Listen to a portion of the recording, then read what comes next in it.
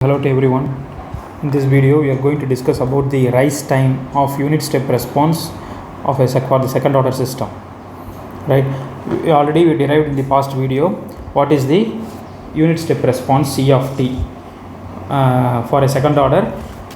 It should be like second order underdamped system.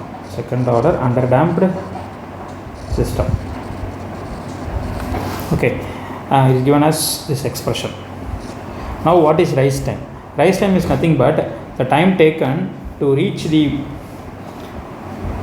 rise from 0 to 100% of the final value. Okay, what is the final value? Final value is 1. 1 is the final value. You can find it here. 1 is the final value. 0 to 100% of the final value for the very first time. That is called rise time. Rise time. It is the time taken for the response to rise from 0% to 100% of the final value for the very first time.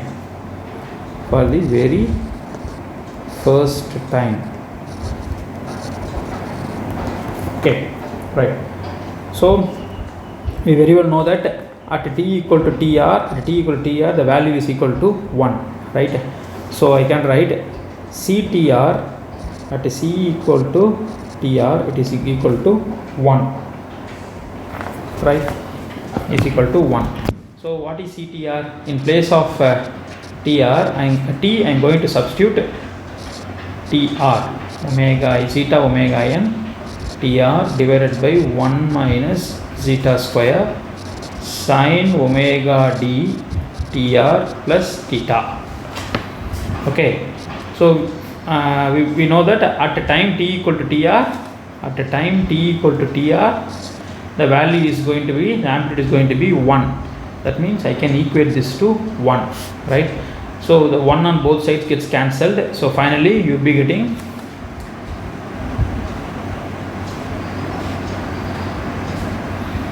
e power minus zeta omega n tr divided by square root of 1 minus zeta square sin omega d tr plus theta equal to 0, right?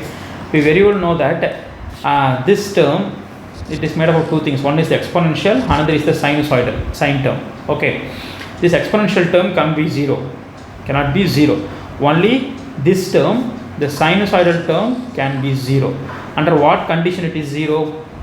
Only this term inside this omega dtr can be 0. That is sine 0 is 0, sine pi, sine 2 pi, sine 3 pi, it is 0. Okay, so for this condition, that is this expression to be 0, your omega, ignore the omega dt tr plus theta, I am taking as the value as pi. Okay, so omega d tr is equal to pi minus theta. So your tr is equal to pi minus theta divided by omega d, right? We already know what is omega d, which is the damped frequency of oscillation.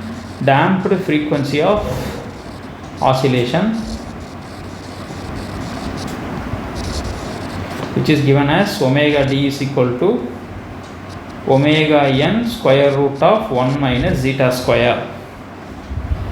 Theta, we know that it is tan inverse of square root of 1 minus zeta square by zeta. Remember, this theta should be measured in radians, and while computing you are using calculator, please use the radian mode, not in degree mode. Okay, so simply speaking, the rise time is given as tr is equal to pi minus theta by omega d. Thanks for listening. In the next video we will discuss about the peak time, peak overshoot and settling time. Thank you.